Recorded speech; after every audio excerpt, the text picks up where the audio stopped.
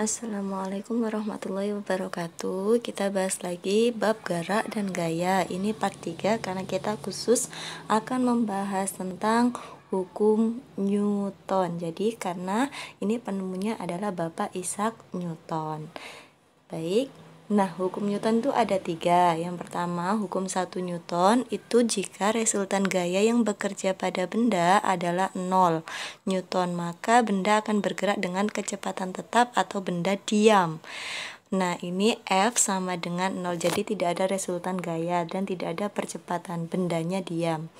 Yang kedua, hukum Newton 2 itu jika terdapat resultan gaya yang bekerja pada benda, maka benda akan mengalami percepatan. Jadi dia mengalami ada kecepatannya. Jadi M dikali A, oke ya.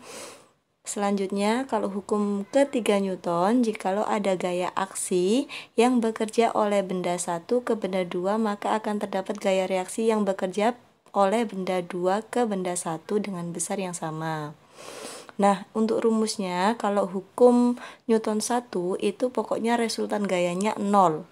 Kalau hukum Newton 2 itu sigma F atau resultan gayanya itu adalah M dikali A. M itu massa bendanya, A itu percepatan benda. Misal Bu Arum mendorong meja sebesar 10 kilo. Nah, ternyata saya dorongnya cepet. Nah, dia mengalami percepatan sekian. Nah, itu berarti hukum Newton 2. Nah, kalau hukum Newton 3 itu berarti rumusnya F aksi sama dengan min F reaksi.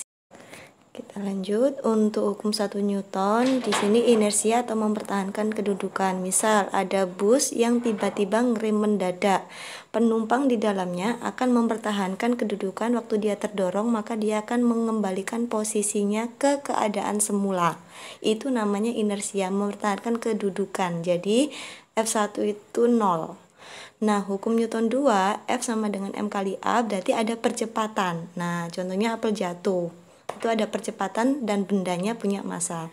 Hukum Newton 3 itu F aksi sama dengan min F reaksi. Jadi besarnya gayanya sama tapi arahnya beda.